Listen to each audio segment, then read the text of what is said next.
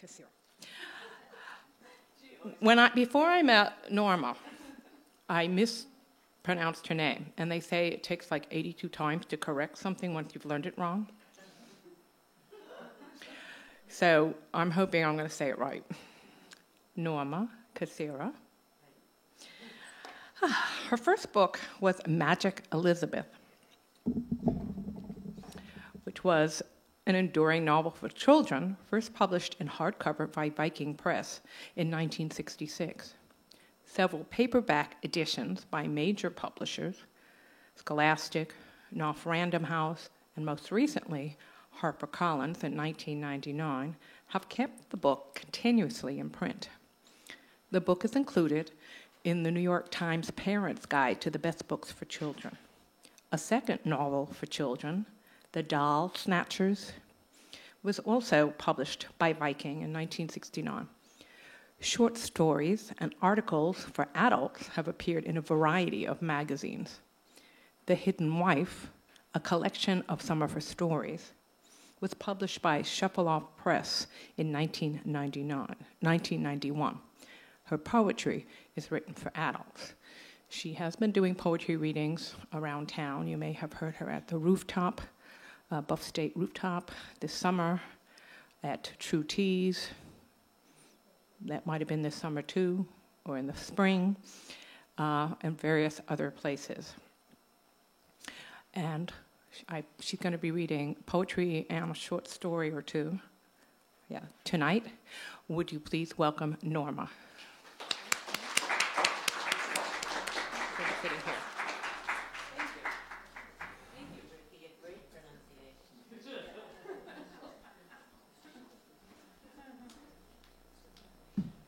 Well, my poetry tends toward prose, so it's sometimes hard for me to separate them. So I'll start with a poem that's sort of a story, too.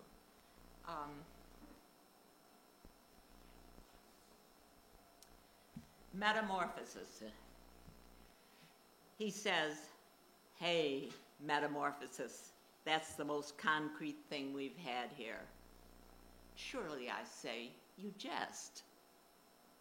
No, the idea of it, the idea of metamorphosis, that is solid, real, we can do it. I have fallen in with the sort of people I deserve.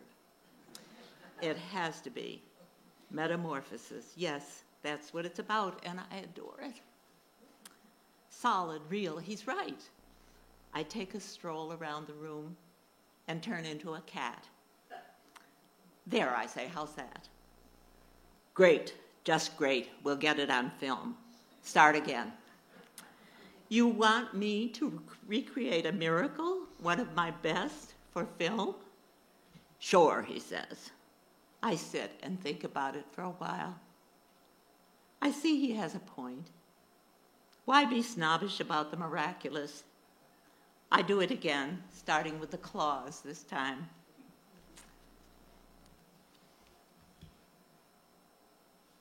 Where am I? Oh, he says, could you begin with the eyes? Just a slow green, like a wash of sea glass? Could you dawn? Why not, I say. This is great, he says. What about the tip of the tail? Begin there. Okay. You're a genius, he says. Let's just say I have a small vocation for the miraculous. But what luck I ran into. I mean, how come me? You've heard about God's mills, I ask. That slow but exceeding fine stuff, you mean? I don't have time for the slow part. Do you know him? I mean, actually, he says. Actually isn't a word that applies, or no, I say. Oh, sorry, stupid of me, he says. Not at all. I've got a whole other reel. We could do some more. I think we pretty much covered the cat thing. He yawns. Oh, God, Lord, I'm boring him. He's so darling. I mean, in this short stint on Earth, I have to fall for a mortal. It's dangerous, and one with a camera at that. This is some soul he's stealing. The trouble is, he says, the trouble is they'll say I doctored the film, you see. After a while, he asks that God be approached for an affidavit, dated and signed, to prove it was real film, pure creation, no tricks. What about fish miracles, I asked to change the subject. Name them. Well, the cooked fish that comes to life? I don't know, too gimmicky. Grass that never withers? That would take years. We got to have something that goes on film fast. Floating iron? Marble pillars flying? Cocteau's done it. I don't know. The point is about me, he says. I want credit. I mean, if I'm just filming miracles, you get my problem? Is this what it is to be human, I say? What, he says.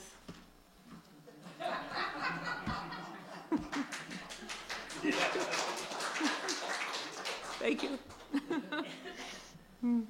We found ourselves in a force field of energy created from twilit air, pollinate, powerful and sweet, with the scent of evening primrose, opening petal by slow petal, and requiring no more. Situated as we were, adjacent to a forest flowering along an amiable brook, and a set of paths meditated by the resident trees, it was possible to ignore the field's combative aspect. Yet it was here our words became so tangled and so overblown as we attempted to defend our separate versions of what had taken place. And at last, each bearing a part of the other, staggered off, renewed perhaps, scarred certainly, and ridiculous, remembering that we'd once been fabulous.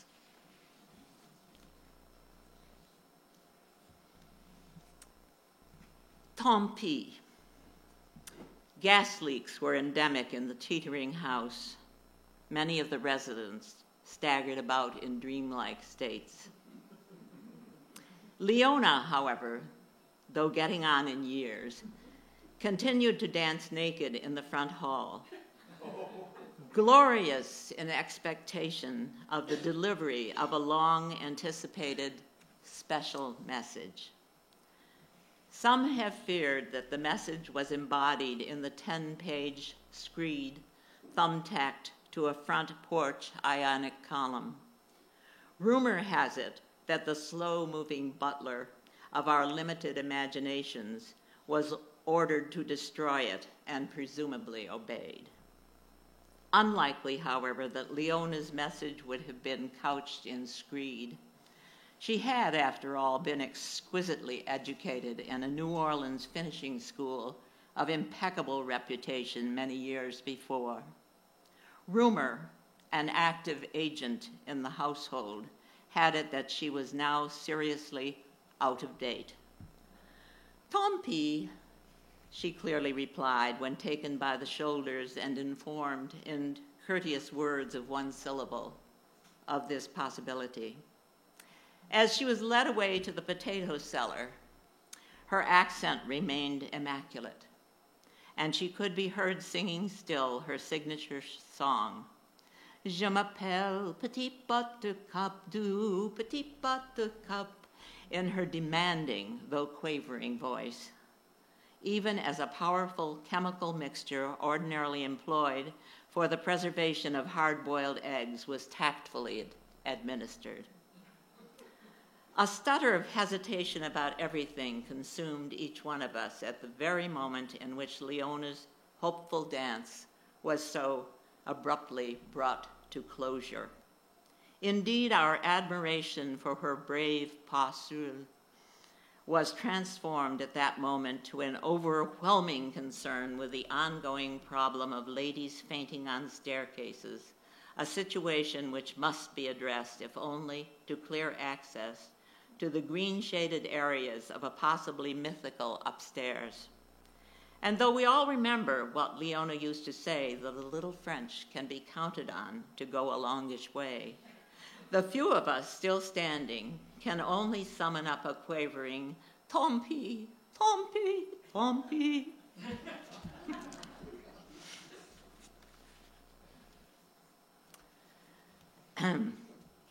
Be calmed.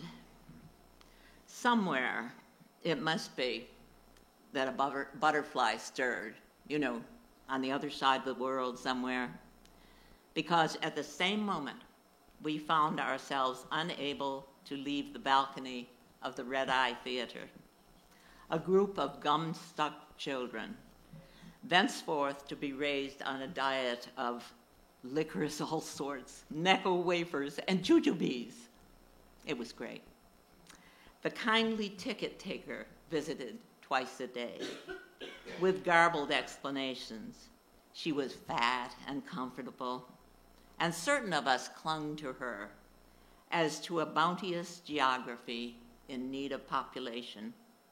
We listened open-mouthed to dubious tales of children raised on panucci and cold popcorn, who later conquered the world, or as she put it, what remained of it at the time.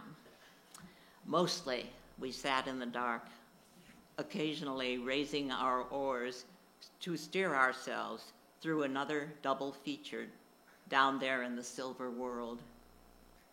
Our punishment for less than attentive watching, listening to Jeanette MacDonald and Nelson Eddy singing the rehearsable manifesto, one verse in complex crochet, which we were obliged to commit to memory. We squabbled among ourselves and took sides. For example, was the MacDonald-Eddy commitment worse than having to translate in the dark Finnegan's Wake for young readers into comprehensible Morse code?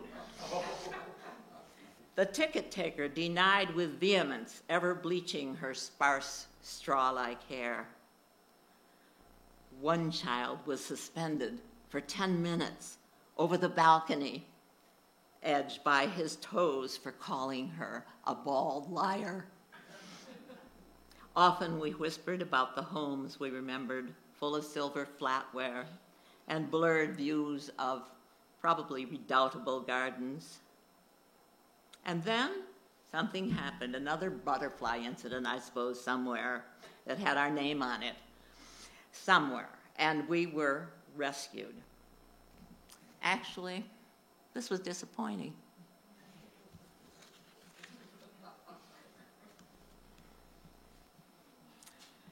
Now, I had written this next thing called broasting, and I then looked up something in the dictionary that informed me about something that surprised me. I didn't know it you'll see, but when I get to the end of it. Turnspit, a dog kept inside a turning wheel to turn the roasting spit by running. I didn't know that. It was in the Oxford University Universal Dictionary. Anyhow, this is called broasting.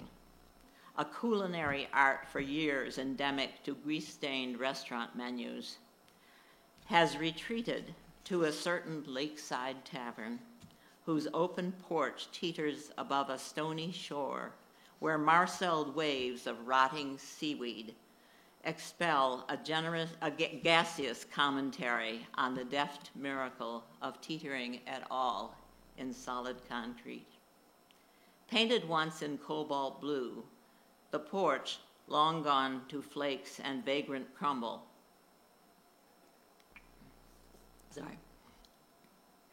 comes neatly to a point where it is best to sit mid-water and mid-sky, while lined up on the far horizon is a tiny city whose buildings you may play like chessmen if you choose.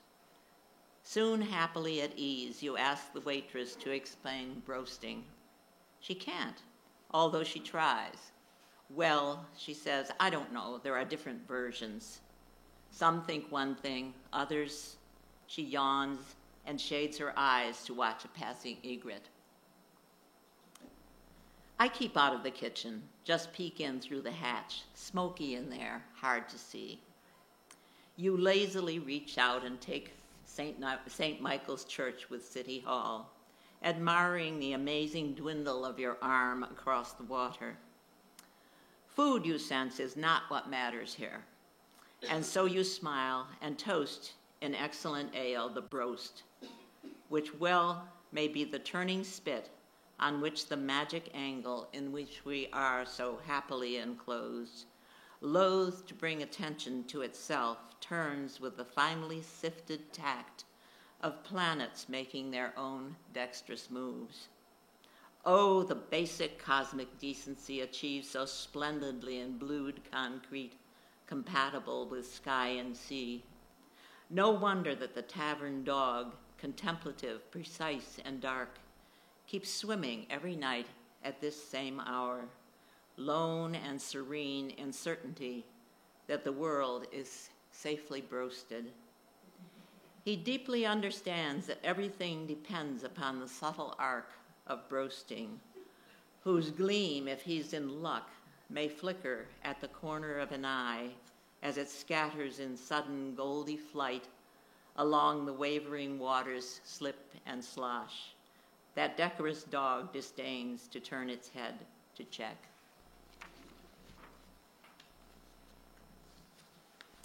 Well, I'm going to read my sex life. An early memory is of sitting on a piano bench next to Dr. Spock, facing an empty living room. He remarks that I am the sort of woman who makes a man feel like a man. He lowers his voice to a tone unlike that in which he offers advice to young mothers. I realize that this is the very tone of sexuality. He has captured it perfectly.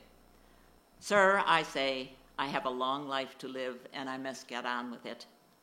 He looks startled and remarks that he has a chapter to finish. In a luxurious taxicab, the driver and I listen solemnly to what I assume to be a Bach solemnis, possibly in A minor, on the car radio. The driver possesses an odd and interesting nape, which I contemplate for the hour and a half it takes us to get through the traffic. Variations on the honk, flashing lights, a considerable acreage of excited graffiti. To my destination. He refuses to charge me for the ride, perhaps wishing to preserve a vaporous impression that we had made love in a London loge. His face is as elegant as his nape. He bends to kiss my hand and is gone. It turns out that a waiter in Venice has long been expecting me to appear in the shady restaurant garden where he French kisses me, while handing over my umbrella, which he had cannily stored under a large catalpa. Where have you been, he whispers. I have been waiting for years. That is, after all, your profession, I point out, in a voice heavy with the mystery of a movie at which one has arrived too late for any comprehension of the plot. Funny how it went after that, a lot of incident that won't interest you, backstage stuff. Hardly anyone knew his lines. That was annoying. At last, an attractive young man offers me an excellent ice cream cone in New York City, butter pecan, my favorite. He remarks that if he had known me before I became old, oh, he cries, what fun we would have had. He performs a small twirling dance in apparent illustration of retrospective sexual excitement. I answer in a cultivated tone that he is an ageist. We will take this further in a court of law, I say. Next Tuesday at 12, I return the empty cone to him. He drops it to the floor and says, don't come around expecting me to feed you at any age in which you may appear, in court or elsewhere. I see that our affair is going nowhere and gracefully leave the premises. I will not describe what went on with another taxi driver. This one recently arrived from India. Though I am not, despite an interesting suggestion, writing this on the shore of the Ganges. Suffice it to say that I realized that I had spent too much of my life on the move, while perhaps unknown to myself, secretly yearning to return to that sweet domestic scene, piano benched with Dr. Spock.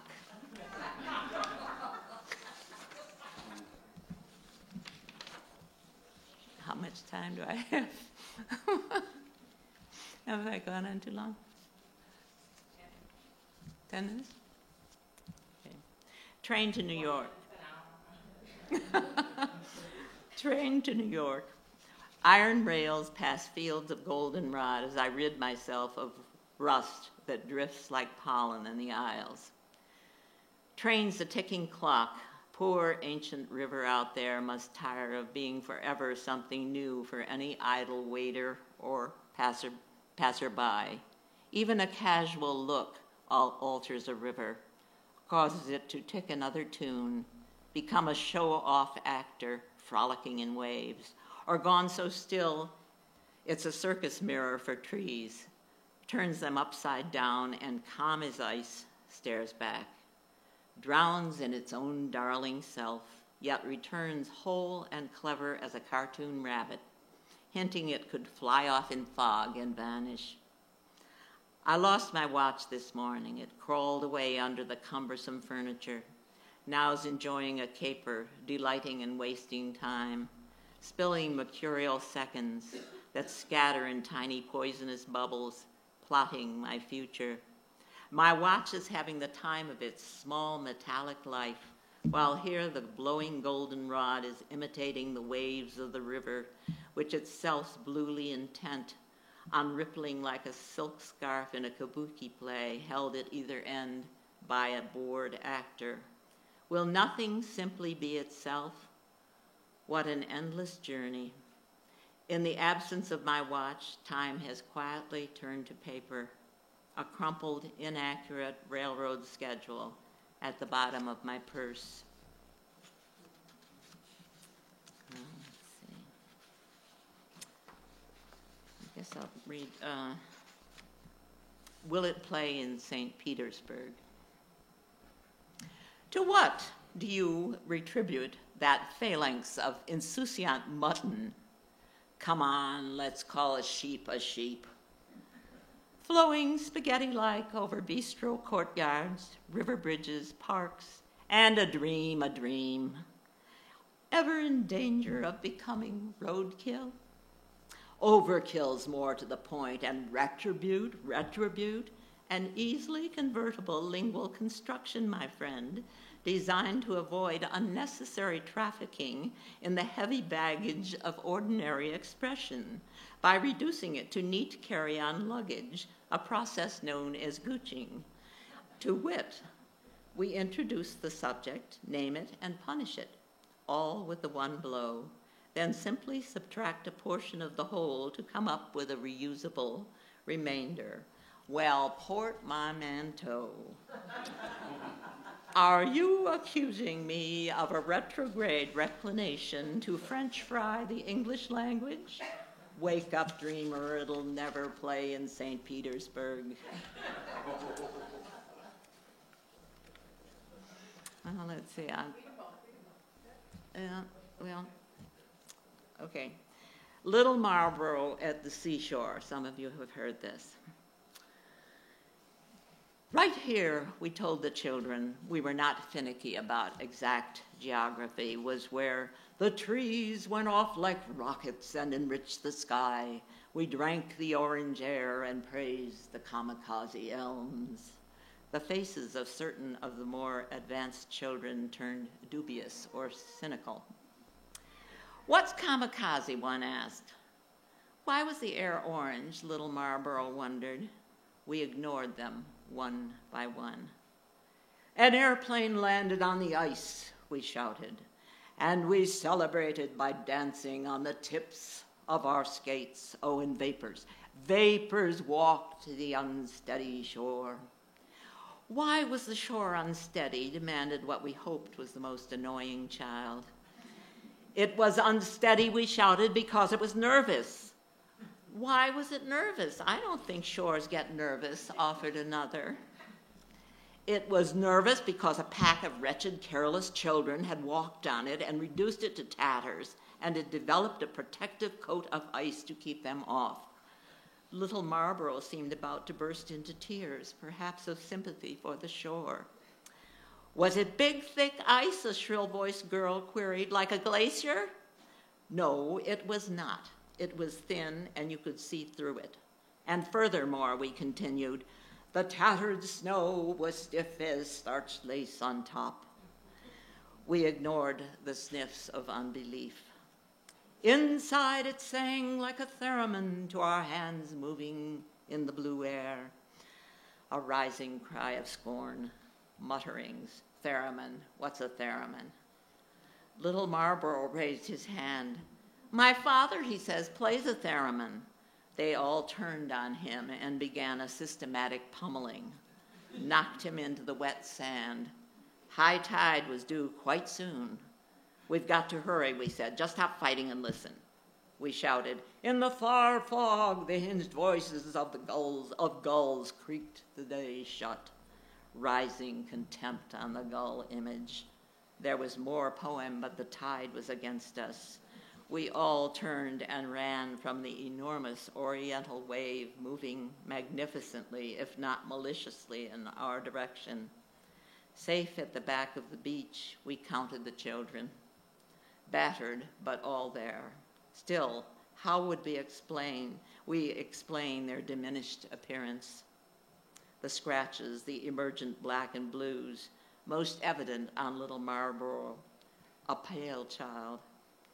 The sobbing hysteria to their parents. Blame it on poetry, we decided. It is not easy, we would insist. Some parents were skeptical. Others grew threatening.